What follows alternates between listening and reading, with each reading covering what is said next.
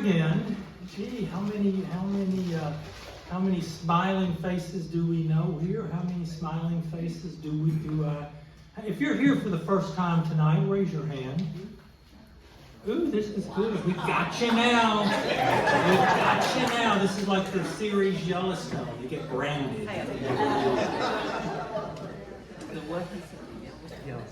Well, thank you all very much for coming. Those of you who are here for the first time, I'm Bob Holliday, the president of the Tallahassee Historical Society.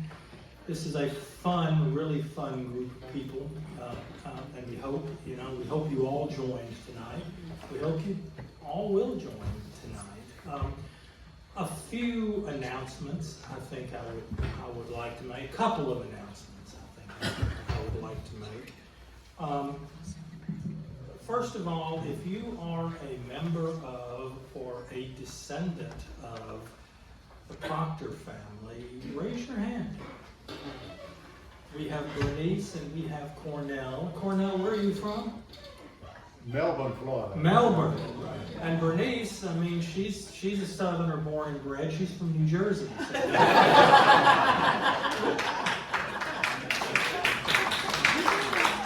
And we love her, by the way. We love her very much. First of all, thanks to April Kirk and her wonderful staff for letting us use the facilities here. I mean, we love Mission San Luis. We will never leave.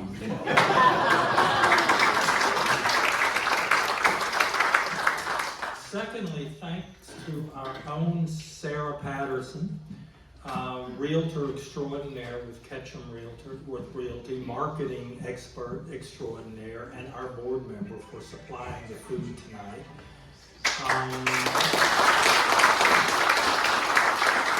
We will get to the point where being a board, where you do not end up actually having to pay for the privilege of being a board member by supplying food, but we are almost there. So thank you both. Thank everyone. Thank you, Sarah, very much. One other couple of quick announcements before I introduce our speakers tonight. One of them is Ben Gumber with Theater with a Mission sent me an email late this afternoon reminding everyone of the Tally Turkey Time Travel that will be held at Goodwood on November 24th, 25th, and 26th. And as you know, Theater with a Mission is working rather closely with the Historical Society to do a lot of the historical reenactments and performances during the bicentennial. And this is 3 days of festivals and food and performances and so forth. And so, I hope everybody will go to that and so forth. It looks like that Visit Tallahassee, whom we are working with, everybody's working with on the bicentennial, they're trying to round up people to be in the Winterfest parade. I mean, they want people to walk in the parade and sort of celebrate the bicentennial and carry banners and so forth. So if you are interested, I guess contact me and I can contact Vel Johnson, or you can contact Vel Johnson directly. I don't know how cold it's going to be, but I thought I would throw it up. Yeah, I thought I would throw it out there and so forth. One other introduction here, I'd like to ask the newest member of the Historical Society. I mean, I hate to say staff because we've never had any staff before. This is Aiden McKinley. Aiden's real job is with he's also about to be in grad school, but Aiden is our social media expert now, so somebody actually knows how to use Facebook and Instagram and YouTube and all of that other stuff, and then it's going to help on our webpage and so forth as we go forward. And so we will keep you busy. I will say that. I know I'm leaving something out, but I will stop.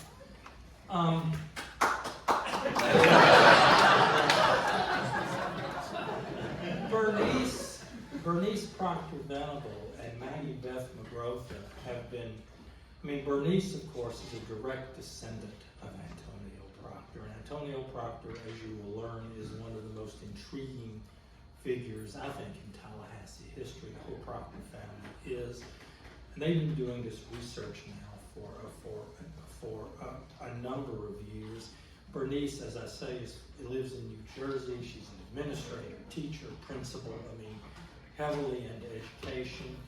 And Beth, I call her Beth. Beth is both a teacher and a broker with Keller Williams. And I do think I need to say this before I get started. Beth, as many of you all know, was the first chair of our bicentennial committee.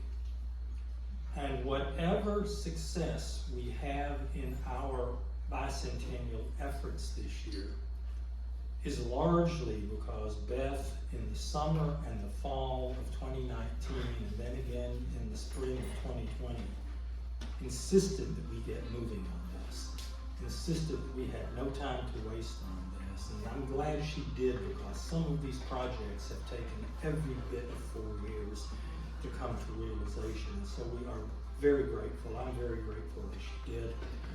And I'm going to turn it over to both of them now. Let them tell you about Antonio.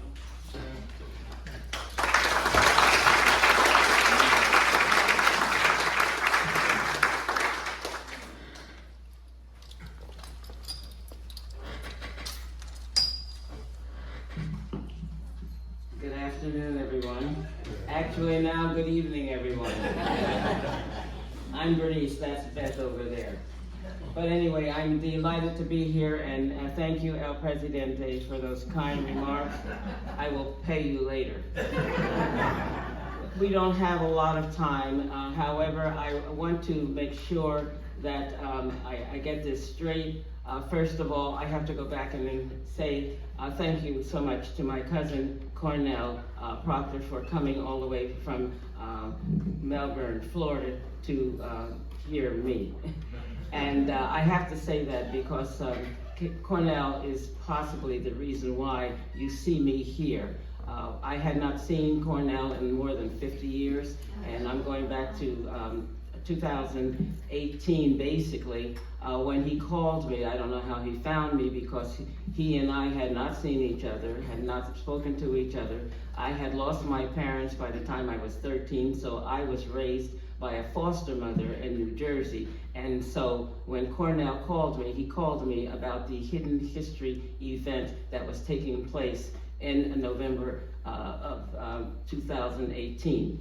I did not attend that event. We could not get here at the time, but we did arrive in time for the Riley Center Museum Gala celebrating my relatives. And again, had it not been for Cornell, I would not have met the esteemed Mary Beth McGrotha. So that is why I had to take a second to say something about this wonderful relative of mine. I don't even know a lot of my relatives, so you can understand why he means so much to me. Now, moving right along, I have got to tell you that the reason why I'm here, because you're going to be asking, is because I got this invitation just like all of you. We were invited to come to hear two people talk. And so I am one of the two people, so I figured I better show up. And so if you don't know who that is, that's me there. I'm standing in front of the actually, it is I call it the Rutgers House, but it is now under the Tallahassee Garden Center. And so I am looking at that marker. And I guess you're saying, well, why am I here? I am here because I have to thank the Tallahassee Historical Society. I have to thank all of the people in the Bicentennial Committee and Visit Tallahassee's task force, all of you who are part of that major operation trying to get underway. And I just wanted to be here to help you kick off your activities now and into 2024. And the other reason why I'm here is because I had to come and support my colleague, Mary Beth. When I found out that she was going to be making the presentations, I had to come down here so that I could also help frame some of what she's going to be talking about. So that's me there, and now you know why I'm here. You are looking at something that I grabbed from the actually from the Hidden History event that took place in November 2018, and that it was a very large exhibit. And the only way I could get it on this frame was I had to cut out some of the things. Now, the reason why I did that is because I wanted you to take a look at the, I'm getting good. This is Antonio and his homeland, and you can see basically Antonio Propinos, that's the name that he had when he was born. He was born circa 1743, died in Tallahassee, our city, in 1855. Do the math. Even though there is a debate about that year, there's a greater debate about the fact that he was born in the Dominican Republic or Santo Domingo, because people say that he either came from the West Indies, the Bahamas, or Jamaica. No, he came from Santo Domingo. Moving right along, I wanted to mention something further down, Christopher Columbus. Christopher Columbus had a brother, Bartholomew. That's who founded Santo Domingo. So I just wanted, for those of you who are going to get a test tomorrow, I want to make sure you knew that. And the last thing here is that the language, of course, was Spanish, but you're going to find out later on. Some of you already know Antonio spoke many, many languages. Now, I have another portion of this timeline that I put together only because we do not know how much time Beth does have, but I know that if it is not for me, she will make sure by taking a hook to get me off the stage. So what I did was and I'm still working with my pointer here, we already know about when he was born. Less than maybe 16 years or so, or maybe even less than that. We know that he was a body servant for a British officer, and he wound up in Quebec for the French and Indian War, but there were many more years beyond that, beyond 1759, and I knew it as a 7 years war. I don't know how many of you knew it as that, but that's what I knew. Then by 1773, he's off to Boston. People say he was a globetrotter. I agree with that because he's all the way up there, and then he's off to Boston. And then, of course, right after that, he's in Lexington, the Battle of Lexington. And it's going to be interesting to find out that because that battle was around 1775, we all know what happened the next year. That was the American first battle, and the major battle, I should say, which was the Revolutionary War. Then into the latter part of the 1770s and into all the way down to the 1800s, he was involved doing a number of things in the area of St. Augustine. The company called Panton Forbes, and then later it became the Panton Leslie and Company, was primarily a mercantile business, and they had quite a monopoly over all of the trade with Spain, with the Spanish and with the Indians. And of course, he served as an interpreter. He was a slave, but he was serving as an interpreter for this major company, but that was not all that he was doing. And that explains the title of this evening's presentation. The man was phenomenal. He was absolutely phenomenal because not only did he speak the tongue of these Spanish people, but he spoke the tongue of the Indians, and it was not just the Seminoles, it was also the Creeks, and that there were other tribes. And even if he did not understand their dialect, he could at least do the trade or help with the trade or help with anything that was going on with this particular company. So now we go on and into a little bit later, of course, he's going to have a number of children. It's debatable exactly how many, but at least by 1819 he had 10 children, at least. And we don't know how many more, and I'm not going to ask Cornell to tell me. The next thing I want to move right on to is the fact that besides being helping with the translation, etc., being for for the people in the Spanish territory. He did that also for the Americans. And he was a translator, not just for, as I said, not just for the Spanish, but for the people in the American portion of what we call Florida. Now, I have a number of things that were going on that I have in my notes here, but we will not have enough time. But I must say to you, there was a lot going on during this time period, 1800s to 1812. The most important thing that I want to mention right now, in 1812, because of all of the things that Antonio did, he was I want to call him a warrior, I want to call him a globetrotter, I want to call him an interpreter, I want to call him a lot of things, but the people who were the Spanish people, they loved him. Sebastian de Candelan y Oregon gave him a gift of freedom. And remember that, because Beth is going to highlight a little bit about this later on. And all during this time, there was the siege of St. Augustine, but there was a lot happening during that time period. And before I forget, I'm going to mention real quickly that after he got his freedom, he wound up getting 185 acres of land from the next governor of the Spanish territory, which was Jose Coppinger. He gave him 185 acres of land for a person who had been a slave to get freedom in 1812, 4 years later, getting the land in the area of St. Augustine. That was fantastic. Now, of course, it didn't look like what it looks like today, but I wanted to give you an idea, because being a globetrotter going all the way up, further up into the North American continent, and then all the way down to St. Augustine, the land looked more like that. And I wanted to stop here for a moment, because St. Francis Street in St. Augustine is where he bought a home. Beth and I and Cornell, we were all up in that area about 2 or 3 years ago for one of the Proctor family reunions, and Beth and I had a chance to get on, I'm messing up now, I'm going to go backwards. Before I get yanked off the stage here.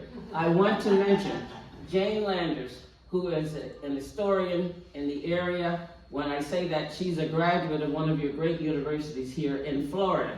She's now with Vanderbilt, and she is known for all of the work that she has done for the area, meaning the Caribbean area. The Spaniards are the Native Americans, and she is the one who made sure in her studies that she would find, and there you can see the land, 185 acres of land, thanks to Jane Landers. Next, I want you to see, now some of you will say, no, you don't know who this is. That's General Andrew Jackson, also known as President Andrew Jackson, and I just had to stop there for a moment. He had nothing to do with Antonio. He may have known about Antonio, but I want to tell you, in history, my history classes in New Jersey, that's about all I knew about this area. Andrew Jackson, Ponce de Leon, and the Fountain of Youth. I didn't know anything else. You folks have more history than many of the states put together. But you need to understand, thanks to the Historical Society here, make sure your cousins, your friends, your neighbors, even the people you don't talk to, especially your neighbors, make sure they know a little bit more about the history, because the history of Florida undergirds all of the other history. And if you think I'm kidding, you'll find out when Beth starts talking. Okay, now, moving right along. Now, do you know who this is? Raise your hands. Do you know who that is? Oh, I'm glad that some of you know that this is one of your wonderful, very prominent governors of all time. And this was the William Pope Duval, the Territorial Governor of Florida. He was a staunch supporter and friend of Antonio. Now, why? Because Antonio had, I told you before, he had quite a reputation. He was an Indian agent. He was a translator. Antonio paved the way for a lot of things to happen, and he assisted this governor.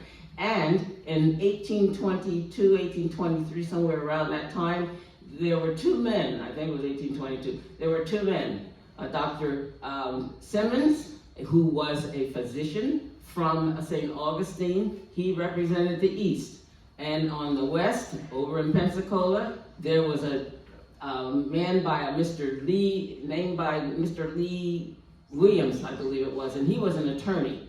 And they were the ones who were asked to find the location of this grand city of Tallahassee. Now, I have not yet read anything that had the name Antonio Proctor next to that list of people who were here.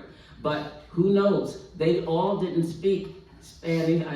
Well, let's just say this. They didn't speak Seminole, they didn't speak Creek, so Antonio did. So probably he was involved in that entourage.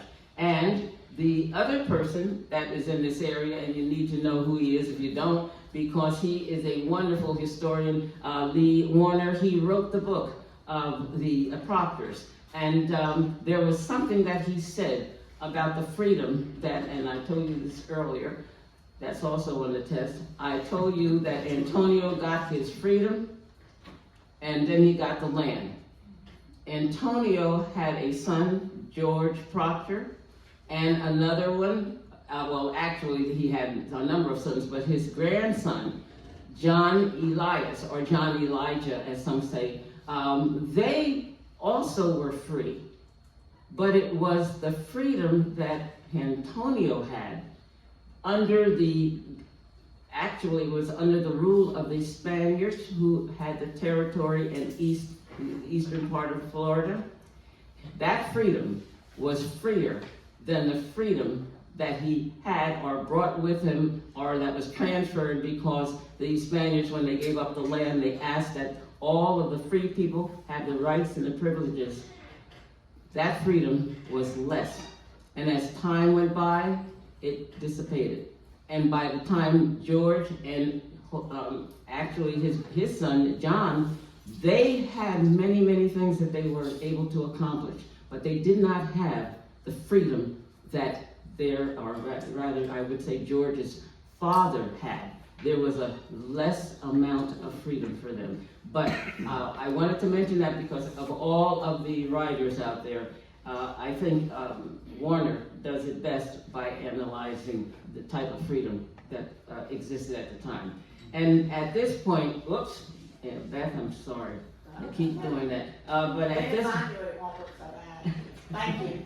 At this time, I want to introduce to you, for those of you who do not know her, my friend and my colleague, who is a researcher, not only that, a teacher, as has been said before, a writer, and a storyteller. She is going to continue this conversation with you, and she is my delightful friend. Otherwise, I would not have walked all the way down here from New Jersey.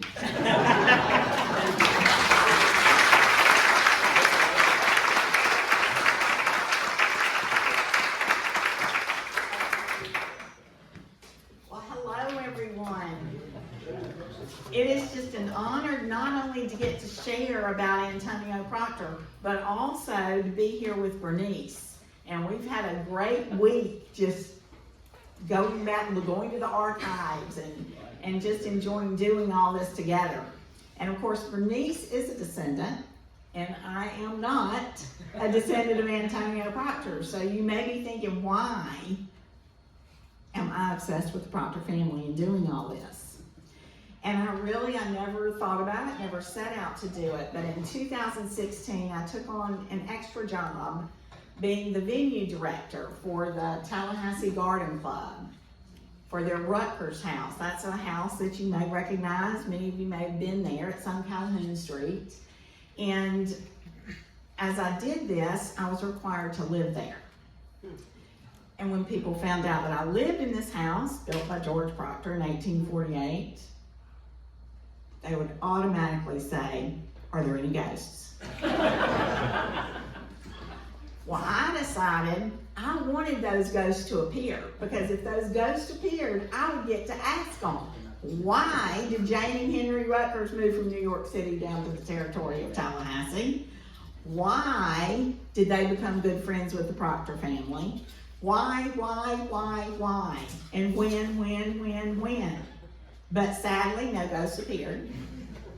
And I found that instead of asking those ghosts all the questions to get all the answers, instead, I had to do historical research. That was my first foray into research. And let me tell you, it's laborious. It's time consuming. I don't think it ever ends. But it is so rewarding when you finally find that one little morsel of hidden history, and especially when you get to share it with the descendant of the person that you're researching. So it has just been, like I said, exhausting. and I think I'll be doing it and still searching for those answers till the day I die. But it has been wonderful too. And as I was doing this research, and to say I've been obsessed with this, I really have. I mean, that has just really been my focus. And as I was doing all this research on the Rutgers house, one of the first things that I found was Antonio Proctor's obituary. And Antonio Proctor's obituary was written in 1855. And it was written by a man that was also a family friend of the Proctors. They had they knew all the right people, okay? And the day before Antonio died, this man, Benjamin Allen, came to visit Antonio. And he happened to be the editor of the Sentinel newspaper here in town. So after Antonio died, he wrote an obituary which really read more like a story, and gives a lot of details about Antonio's life. And this was also the only obituary of a colored person in an antebellum newspaper. And in this obituary, he talked about how far away Antonio's cabin was. And I thought, okay, it says up there at the beginning, Antonio Proctor's, living at the home of Henry Rutgers at age 112. And I thought, okay, wait, this is not a cabin. So then I got out my tape measure and marked off 100 yards from the back door of the Rutgers house to see where Antonio's cabin was, and then looked at the Sanborn maps. I don't know if y'all are familiar, many of you I'm sure are familiar with the Sanborn maps. And this is the Sanborn drawing of the Rutgers house. I've got it all colored in yellow here. You see the house right up here, Calhoun Street. You've got Carolina Street that comes across here. And out back, you've got probably an outhouse, you've got a kitchen, you've got stables, and it goes on back here. There's several more cabins, but this was the cabin that was 100 yards that I had marked off. Now Gadsden Street goes on through. But at the time, Gadsden Street stopped at the Rutgers property. It stopped at Carolina. Okay, so we've got Antonio Proctor living there. Again, Benjamin Allen said Antonio was 112 years old. This obituary went, as we say now, viral. It was in the Charleston newspaper. It was in North Carolina newspapers. It was in Boston newspapers. It was in New York newspapers. It went viral, and you even had, at the end of that year, this is 1855, you had a book that was published, and the introduction of the book was done by Harriet Beecher Stowe. And of course, it was the colored patriots of the American Revolution. That was the wrong side. Antonio Proctor was, with the British. But the last chapter in this book is about Antonio Proctor. And they took their information from his obituary to put in this book. So that is how important Antonio was in antebellum Florida, and really in the United States. And I've just gotten really interested in these hidden history stories that we had an event, because there are so many people, just normal people. They weren't the president, they weren't the governor, they weren't the chief, but they were so important to what we have now and to our city and to our state. And I'm really interested in just getting those hidden stories out there. But we had Harriet Beecher Stowe's book, and as Bernice mentioned, we have, when was Antonio Proctor born? Benjamin Allen and every real historian, I'm not. I mean, It's not by, studying it, it's just by learning it, just by doing. But everywhere you read that he was born around, 1743. And they all base that on the fact that Antonio Proctor was at the Battle of Quebec. There were 2 battles of Quebec. Okay, there was the 7-Year War Battle of Quebec in 1759. Is it possible that Antonio lived to 112? Maybe. Is it possible that at 107, the Wakulla newspaper talked about him riding his horse through the Wakulla County at 107? Maybe. Is it possible that in around 90-ish or in his 90s that Governor called him to help him interpret and negotiate during the Second Seminole War? Well, maybe. But man, I don't know. That's just a stretch for me to get my mind around it. So, in my very esteemed historian opinion, I think he was at the Battle of Quebec that occurred in 1775. So more than just the age, I think if you just look at the things that we know about him, it just fits in the puzzle pieces better.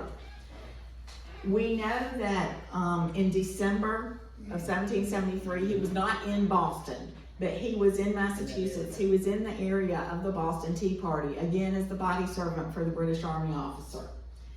And then 2 years later, which makes sense, not 20 years later, but 2 years later, we know that he was at the Battle of Lexington. That was in April of 1775. 2 months later, we know he was at the Battle of Bunker Hill. There was a whole article in the Wakulla newspaper, and he talked about the little islands there. I mean, it's very obvious. He was at the Battle of Bunker Hill in June of 1775. I think 6 months later, he went on up from the northeast of the United States that we call it now, and he went on up to the Battle of Quebec, where Benedict Arnold was there and everybody was fighting. To me, that just makes more sense. So I kind of took a lot of time with that, but I wanted to tell you why I think. And also, as you're talking about him again, you're thinking, now did he really do that at 100 and something years old? It just kind of, I think it lends more credibility to his life stories and legacy if we think of him as about at least 20 years younger than, people are saying that he was. And of course, Bernice said, after the Revolutionary War, we lose track of him. I'm hoping Bernice and I are gonna, Bernice's, 2 of her degrees are in Spanish. 3 degrees? Okay. Well, she's very into Spanish, okay? Having no idea growing up in foster care that her 3 times great-grandfather spoke Spanish. Having no idea of any of this.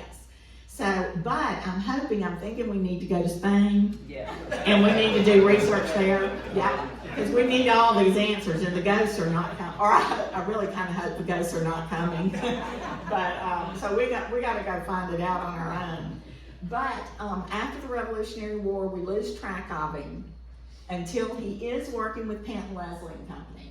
And this is Panton Leslie and Company's building in Pensacola. They had trade posts on the St. Johns River in St. Augustine, and they had a huge storehouse. They would trade with the Native Americans. They would even have some of their interpreters go live with the different Native American tribes so they could learn those languages and really immerse themselves, I think, not only in their language but their culture, so that they could trade and negotiate and everything with them. So now we have Antonio speaking at least 5 different languages. However, he didn't read and write. Can you imagine having to learn that without being able to read or write? And he is going back and forth, and you've got Spanish Florida, the bottom of it here, and then you've got the Bahamas. We're really close. And Antonio had such a strong affection for the Bahamas that he insisted that one of his grandchildren be named Bahamian, and that is Bernice's and Cornell's great-grandfather. So really strong ties to the Bahamas, so we need to go to the Bahamas and research too. Then we have, as Bernice mentioned, Antonio got his freedom in 1812. He was working for the Spanish government as an interpreter.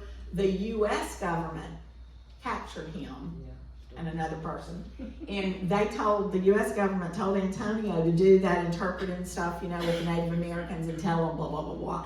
Well, instead, Antonio told the Native Americans, these people are going to take everything you have. You better get out. This is not going to work. And so that is why he got his freedom. And he and another prisoner escaped. And that is, one of the things that he did, that the Spanish government paid 350 pesos to buy his freedom at the War of 1812. And so then he is, I call him an independent contractor as an interpreter, okay? And he's doing really well for himself, and everywhere he goes, he just seems to connect with the right people. He had the 185 acres that the Spanish government gave him in 1816. And then in 1820, he buys what, in our terms, would be a mansion.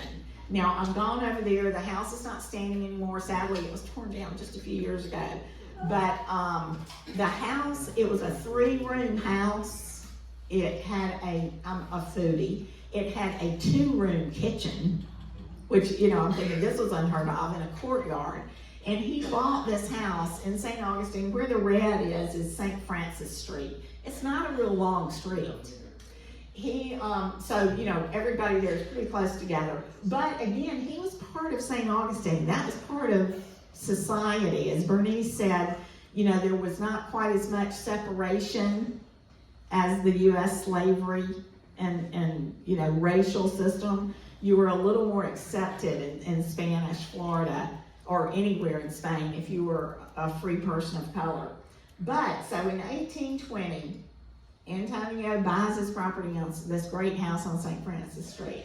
Well, in 1821, guess who else buys on St. Francis Street? Dr. Simmons. So, and we find some really close relationships between Dr. Simmons and the Proctors. And so, Antonio, like I said, he jumps on the bandwagon. He does whatever he needs to do. And the changing of the flags in St. Augustine from Spanish rule to the United States. Well, I think as soon as William Duval landed, which actually when William Duval came, he came in on the St. Johns River. He got off at Piccolata, which happens to be where Antonio's 185 acres were. Okay, I think Antonio must have almost met him when he got off the boat, because he's forming relationships with Duval. And, this is even before, right as we're getting everything going here for the United States. And then Antonio was at the Treaty of Moultrie Creek as an interpreter, and Neomatha was there. And this was in September, early September, September 6th through the 18th of 1823. And you see Neomatha's mark over there is highlighted. And I just, to me, having to have some interpreter and you can't even read what you're signing, entrusting people, I can't imagine how all this worked. But Antonio was an interpreter, Neomatha was there, and then just shortly after the Treaty of Moultrie Creek, we have, and these are the territorial papers, we have Antonio being paid as an interpreter starting right on the same day that Simmons left St. Augustine to meet Mr. Williams to find a central location, okay? And Antonio is paid to be an interpreter during that exact same time frame. So in my mind, again, I don't know what you have to document it, but in my mind, I think that shows us he was interpreting and very well could be, and probably was an interpreter when Williams and Simmons were finally meeting. It took a long time for them to get together. So that time frame does work.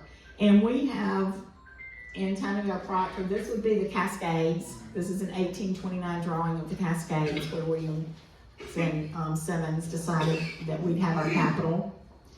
And then you can see and own in 1823 and 1824, Antonio, he is carrying presents to the Indians on 2 pack horses. He is carrying documents back and forth from the War Department and the Treasury between St. Augustine and Tallahassee. And he is very involved with Territorial Tallahassee and getting us started. This is more just of him going back and forth, and then you have him working with the sub-agent to get the Native Americans and taking them down to Tampa, as was proposed in the treaty.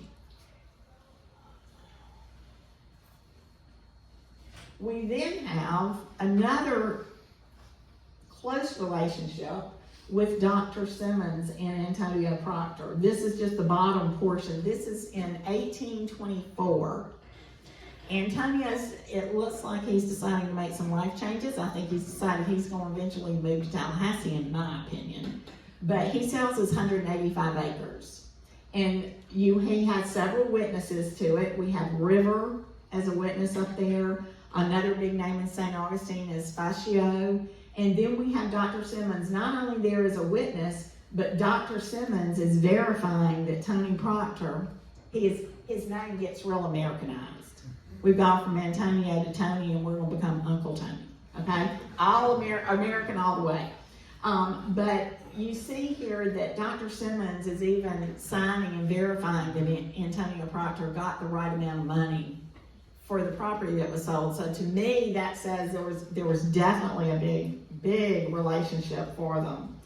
And then another strong relationship between Simmons and Proctor is that in 1826, his son George signed an apprenticeship agreement for 5 years to learn carpentry. And if you were a free person of color in the United States, you needed to have a guardian or a sponsor. Amen. Well, guess who George's sponsor was in 1826? Dr. Simmons, okay? Halfway through that apprenticeship, the man Daniel McQuaig, who George was apprenticed to, and apprentice things were like a really big deal contract back then, okay? It was, very strongly bound, and it was take a lot for you to get out of it. Well, Daniel McQuaig was going to leave the territory of Florida, and he had George with him and took him, and they got as far as Tallahassee. And Antonio Proctor did put through the court system, asked that George could be released because leaving the territory, he said, was not part of the apprenticeship agreement. And they said, well, the court system said, we'll let him out of the apprenticeship agreement, but you have to find somebody in Tallahassee that's going to be George's guardian, because Dr. Simmons is in St. Augustine, somebody that's going to give George a place to live, and somebody that's going to help him finish out that remaining 2 years on the apprenticeship agreement. And lo and behold, again, Antonio and George's son too, they really worked on knowing the right people. So the person that stepped up to be George's guardian and to take him in was Governor Duvall. So George finished out his apprenticeship agreement and stayed in Tallahassee. Another person that also was George's guardian later on was Richard Keith Call. So tons of connections here. Richard Keith Call also during the Second Seminole War, he called Antonio back to help him. This was in the 1830s, I think late 1830s, to be an interpreter again. And then we have Antonio Proctor selling his house in St. Augustine, and we have him buying and selling land and speculating. This is the first place I could find where Antonio, he's selling this property in the document that I find, so had to have bought it before then. He's selling this property where the red dot is in 1832. which this is the original plat, which doesn't mean much to me. Ooh, sorry. There we go. There we go. And don't ask me how it landed on the right side. But this is where his property, his 2 lots were that he was selling, somewhere under the new Capitol. Okay? So, and that's what we were, you know, in the beginning, Tallahassee, it was just land speculators buying and selling and prices going up and down like crazy. And then we have another close relationship with one of those people that, you know, very few people were close to, I would think. Antonio saw the flag change again when Florida became a state. This is supposedly our first flag, isn't it lovely?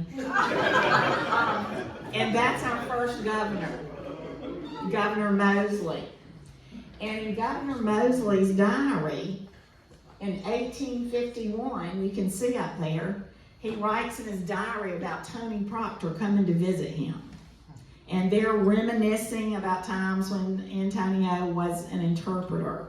And in this, they're reminiscing about when Tony Proctor was an interpreter and Powell, or as we know him, Osceola, was captured. I mean, all of these major events are connected to Antonio Proctor. And my favorite quote was written by Governor Duvall in 1848. My favorite quote or words about Antonio Proctor are here. It says, Antonio Proctor was a man of truth and integrity. His services were invaluable to the United States in the management of the Florida Indians at a period when no other person could have preserved the peace of the country.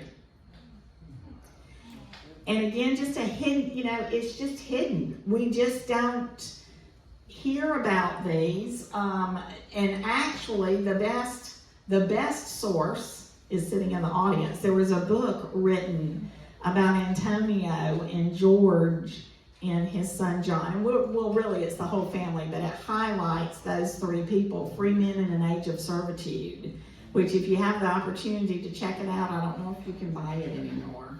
But if you have an opportunity to check it out and want some more, that's a wonderful source. And then Jane Landers has written a book, Black Society in Spanish Florida. And Antonio is mentioned in a lot of places. But again, this hidden history of not the top people, it's hard to really find. So I'm hoping we're going to come back after Bernice and I.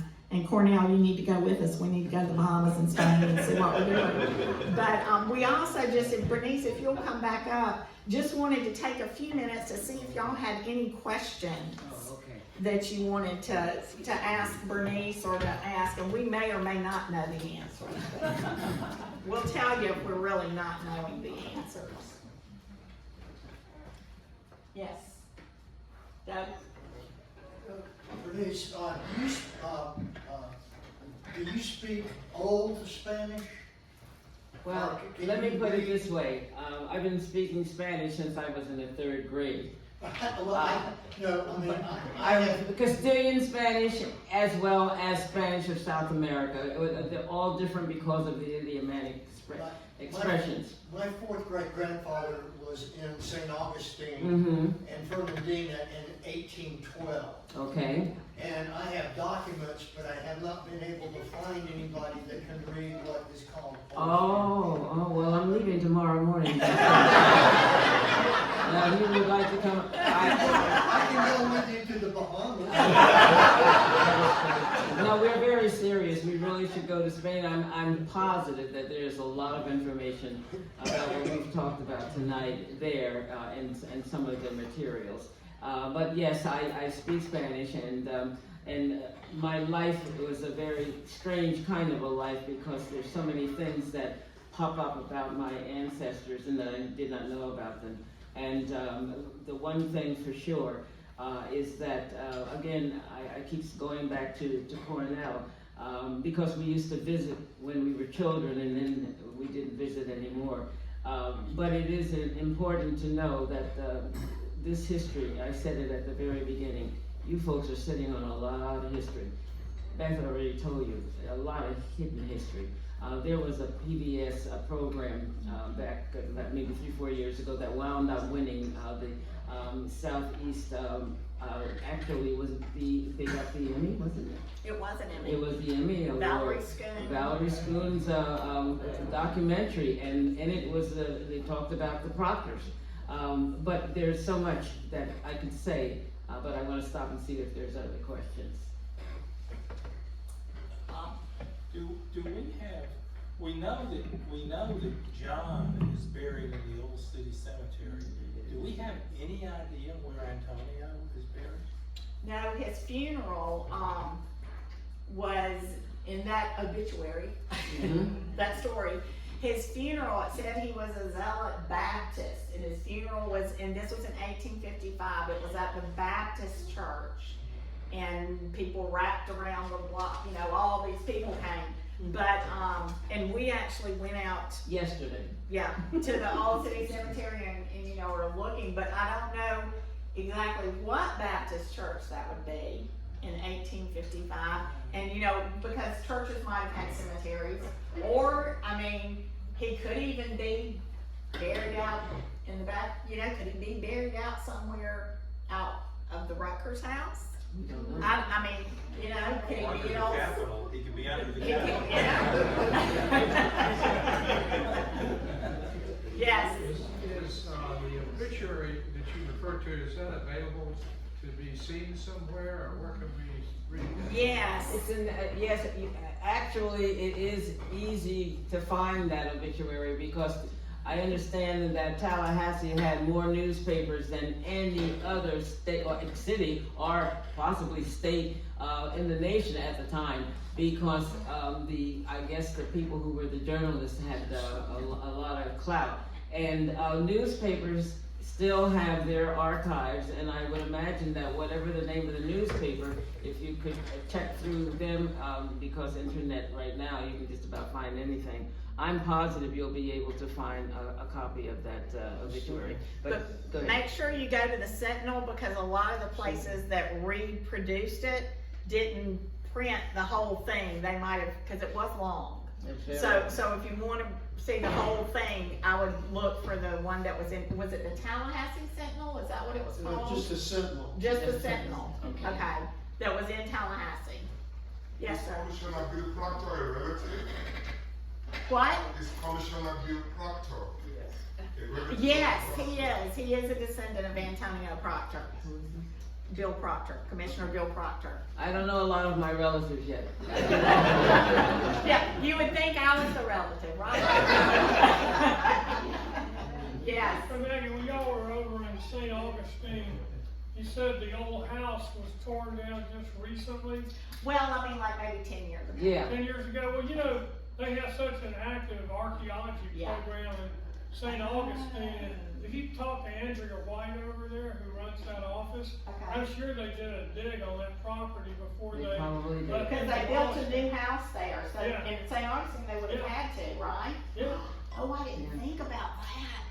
Yeah, that's a possibility, and also, at the time, I may not have mentioned it, but Karen Harvey, who is a historian who wrote for the El Escribano, which is the journal for the St. Augustine Historical Society. They do a lot of work on the history of St. Augustine, and it is possible that that person you mentioned and even that others might know. Mm-hmm. Yes. Yeah. Around 2000, I think it was, when FSU started doing all of this tearing down, there was a Proctor house on Madison Street. Oh, Madison. Yeah. Yeah. I was told that by Alphamese Barnes back in 2000. Are you talking about, now there was John Proctor, there was Antonio, his son George, and then there were multiple children, Bohemia being one of them, and then John Proctor, George's son, became a senator, a member of the House of Representatives.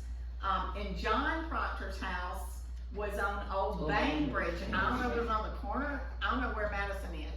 But, and Altonese Barnes, before she did the Riley house, she had gotten funds together and was gonna restore John Proctor's house, but, a homeless person was living in there and smoking or something and it burned. Do you think that was the house, or you're talking about a different No, place? she told me it was Madison Street Okay. because Okay. I was looking for a place to do an antique shop. I had just come back into town. Oh, okay. And she said the house, they were gonna be doing a lot of tearing down of houses. But if I could get to the family, they were either selling it or had just sold it. And if the house, maybe the house could be moved. But I know she said it was on Madison. Well, there are a lot of Proctor's descendants in Tallahassee and a lot of Proctor descendants in Jefferson County. Oh, yes, Jefferson County, basically all the way down to St. Lucie, because Lake St. Lucie has Fort Pierce. My mother's folks came from there, but my cousin Cornell has a daughter in Fort Pierce. No, she's in Miami now. She's back. Well, she travels a lot. She's a global. But at any rate, no, I don't know anything about that house, but we do know about the one that was on Bainbridge. Yes. Did you have a question? Yeah. In all your research, did you find a likeness of him, of Antonio anywhere, whether a drawing or nothing? No. No. They painted so many pictures of the Indians at that time. When he was there, I'm surprised they didn't take his The likeness. only thing that I can tell you is that in that PBS documentary, when they started off by giving you the introduction and that kind of thing, they had a rendering, a pencil drawing, but PBS is good at that. They can do things like that. And they had a drawing with a man with a hat on with a feather, and I don't know whether or not that was supposed to be Antonio or not, but they were referring to the early ancestors, and so that would have to be Antonio. But we have not found anything, and your point is well taken. There are so many renderings and so many drawings and so many beautiful portraits of the Indian chiefs, and you say to yourself, how come somebody didn't take a He pencil? was right there. He was right there. Yeah. Well, that's what we'll ask the ghost if they ever come back. Someplace have you She's checked gonna all the ask the ghost. Indians? And Have you also, all checked all the families of the Indians? I'm serious. I know what you're Yeah. saying, basically what we said about going to Spain. If we knew any of the descendants of all of those, because those chiefs loved Antonio. Yes. And if any, and who knows, because they might have Families may verbal still have history. Yeah, they may have verbal history. We don't know about that. But they loved him and they adored him. So therefore, it is possible that somebody has something that we don't know about. Right. But there's a lot of digging to still be done. and yes, sir. 185 isn't necessarily the most rounded numbers. I presume there's some paperwork for a lot of the land. Is there Yes. any justification for why that specific amount? Oh, that was I don't an know entire, that. the amount, he's talking about the acreage? Are you Right, talking- it's 185 Yeah. acres, but I don't know why it was There was 185. an established orange grove there. Yeah. Maybe it was that, and give him that. And so, not so much about the 185 acres, but there's the land over there, take it, it's yours. And it also, when it talks in the legal document where I showed that Dr. Simmons had, witnessed and signed whatever for Antonio's ex, that it talks, when he sells it, it talks about it was given to him by, because it's especially being an amateur historian, it's so hard for me to know, well, does this count? Does that count? Does this mean it's right? Do I need more information? So it was amazing to me that deed or the sale of that property gave all that information to verify, yes, right here it says it, in this document. So I love that. And I have to recognize one person. In 2018, before I met Bernice, I had met Cornell, but and another cousin, and we did something called a hidden history event. Because again, it was when I was at the Records House, I was like, oh my gosh, how do we not know any of this? We got to share these stories. So Cornell was on the Hidden History Committee, and then I've got Catherine Linney here, who's also on our Hidden History Committee, and she's really young and knew how to do all kinds of stuff that we didn't know how to do. So.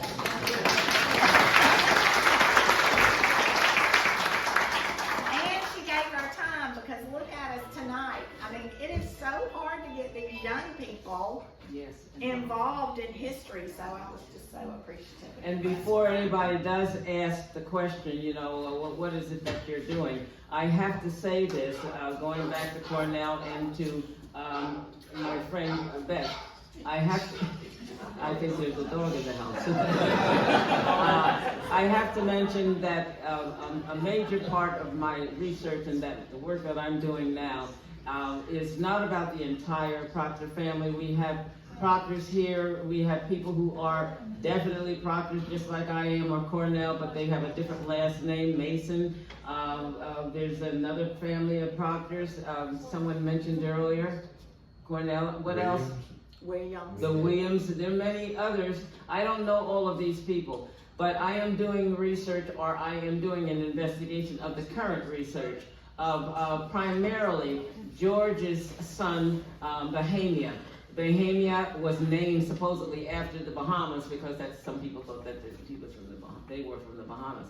And Bohemia's son, Thomas, the third son, was my grandfather, and my father was Herman. And thanks to Beth and to Cornell, when I was here back in 2019 in the fall of the year, we went to St. Augustine, but after we left there, we went right over to Jefferson County, to the area around Greenville and Asheville, because we went to visit the Glendower plantation. Some of you may know that as the home site of the Finlayson family. Alan Boyd is a Finlayson, but his name is Boyd because his mother was a Finlayson. But at any rate, we visited them, and we visited their family cemetery and then the slave cemetery. Now, I did not know where my father was buried until that time. He is buried in the slave cemetery. But I wanted you to know that the part of what I am working on, the projects that I'm working on, has to do with the relationship of not so much Antonio, but George, his family, and his relationship with the Henry Rutgers family. I am a graduate of Rutgers University. I serve on the board of directors for the university. I am very active, or I used to be very active until I started working on this research. And I want you to know, there is so much history about Henry Rutgers of Tallahassee, but many of the folks, my colleagues there, they are not aware of this Henry Rutgers of Tallahassee. So you can imagine my shock when I saw the name of that house when I first came here in February of 2019. So my research endeavor runs very, very deep because I am a graduate, as I said, and not only that, serving on the board, and know nothing about a Henry Livingston Rutgers, who happens to be direct kin of Colonel Henry Rutgers, the namesake of Rutgers University. So you see, it just gets bigger and bigger and bigger. And some of you all out there, I don't even know, you might be my cousin. You don't know if I'm your cousin. We may be all related. But on behalf of Alan Boyd and his family, some of them were going to be here this evening, but could not be here. But that's another connection that we have as a part of the family, because that family's patriarch, John Finlayson I, he purchased the man by the name of Bohemia. At that time, he was a teenager. He was literate and he was skilled. And he was so skilled, even at the end of the PBS documentary, you will see John Finlayson IV putting on his glasses and saying, "This is the bill of sales," and he gave me and Cornell a copy, and he said, "This was a very costly thing because he was young, he was literate, and he was skilled," and he wound up becoming the overseer of that plantation. So I just wanted to mention that to you so you know the real reason why I'm here. It's not just about the pecans that somebody better put in my hotel, but it's primarily about all of the things that she talked about and the fact that she was living in a house by the name of Rutgers. And it's just amazing how all of this works out. Thank you very much for your time.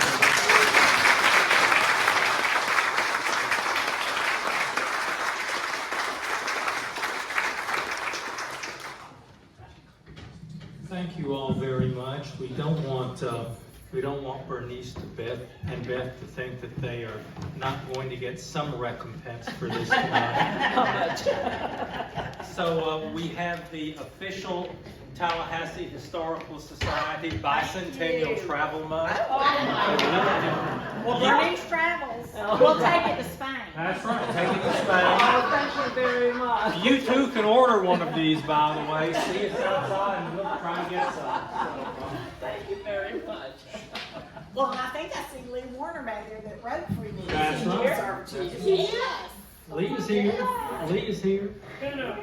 Thank you all very much. Remember, our next meeting is December the 14th. Here, it will be in the mission room down at the end of the hall, because that is our Christmas dinner and program. And so we will supply the turkey and so forth, and you all can bring the sides and the salads and the desserts. We do this twice a year in December and May. And our speaker that night will be Barbara Maddock, who is former public historian with the Division of Historic Resources. And she will be talking about, I think the title of her talk is Papists and Heretics, the struggle between Catholics and Protestants